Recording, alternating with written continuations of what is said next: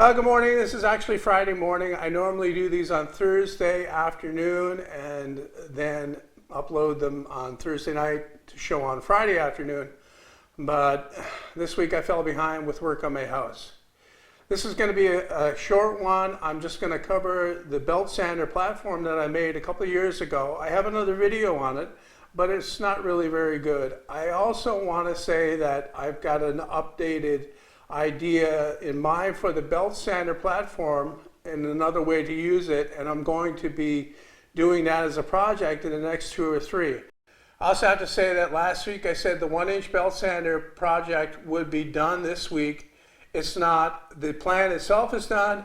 The project, I haven't started building it yet, and I'm going to be doing that the first part of this week, ready for next Saturday.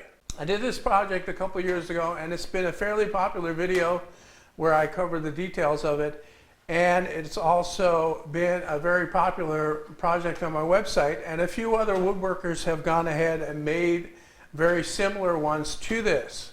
My original intent was to rebuild this project as it was, just to renew it, because this one's getting a little bit beat up, and I have a couple ideas on how I could improve this. But then I got to thinking, and I thought of a way that I could actually add versatility to it, so I'm going to be doing that over the next 2 or 3 weeks. So in this video, I just want to basically go over the way that my belt sander platform here works.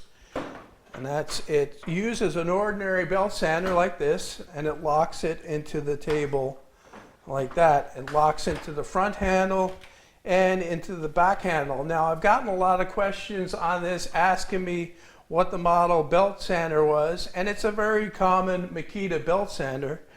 It is model 9924DB.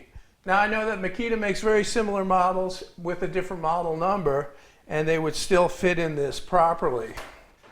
So the sander, like I say, the handle locks in the front here, the back handle slips down there, and then there's a piece of plywood that slips over the bottom of the handle, and I got a thumb screw here that holds it in place solidly.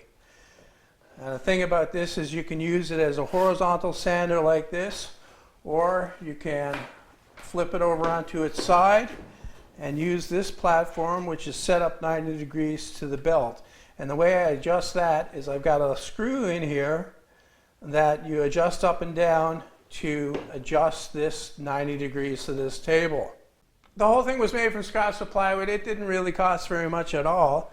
I used a couple of normal butt hinges here, 3x3 butt hinges, to join the two leaves together. But like I said at the beginning of the video, I'm going to be redoing this project, making a modification to it to make it even more versatile. And I think at that time I'm going to be making a better plan for it, a plan that will actually be for sale on my site, and it'll work with this specific model of sander, or it can be modified to fit other types of sanders.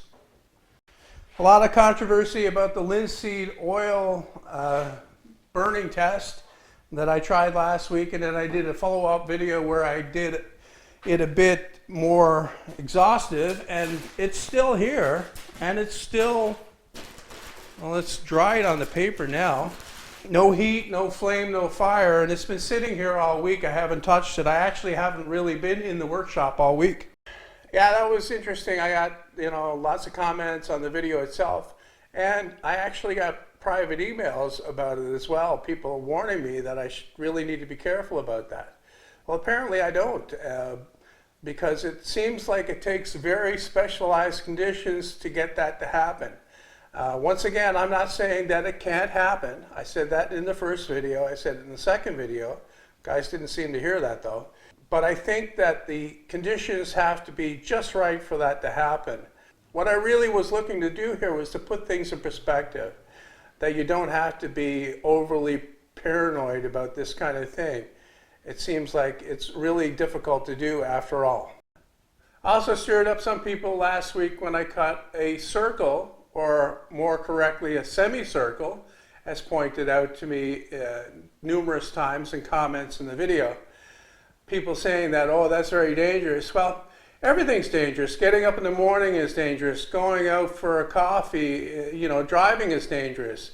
Walking down the street is dangerous. Everything's dangerous, But if you're getting in your car in the morning and you're driving for coffee and you're zigzagging all over the road, or you're driving, 150 miles an hour, that's more dangerous than actually doing it responsibly. Me cutting that circle with the skill saw is something that I've done probably, I don't know, maybe 20 or 30 times before. And what's involved in it is some experience. You really need to have an excellent grip on the machine, and you need to know what you're doing. That's all. There's people saying that the beginner shouldn't try it. Well, I was a beginner at one time too, and I tried it and it worked. So, you just gotta have some common sense, not to put your body behind the blade. If you can see from the video that my other hand was by my side. It was well clear of the machine as it was going around the curve. So that's the danger area. If there's any kickback, it'll harmlessly kick back and it won't hit anything. The thing about a skill saw is that once it kicks back and the blade comes free of the work, the blade guard is supposed to close. Now there was one comment saying that you're supposed to check to make sure your blade guard is closing every time you put it down. I don't do that. I actually had one that it didn't retract, and I put it down on a chair. Actually, it was a dining room chair, and it dug into the cushion. I've got a picture of that, and I'll show it now.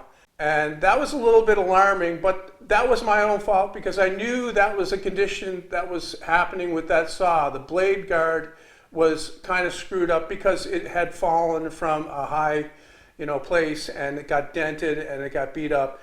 And I really shouldn't have been using that saw, or I really should have taken the time to try to repair it to make sure the blade guard retracted properly. That's the thing that you want to do. You want to make sure that your equipment is working as it's supposed to work. So normally I have a video on Saturday morning. This weekend it's going to be Sunday morning because I've fallen so far behind and everything. It's going to be my stool project that I started back in the winter, and I'm going to get it outside today and do all the sanding on it. And that should be an interesting project, and that'll be on Sunday morning. Well, that's it for this one. I hope that those of you that enjoy this type of video enjoyed it, and we'll see you on Sunday morning with the stool video. Hopefully I can get it all done today, all the sanding. There is quite a bit, and you'll see why on Sunday morning. That's it. Thanks for watching, and see you next time. Okay, well that's it for this one. All right, well that's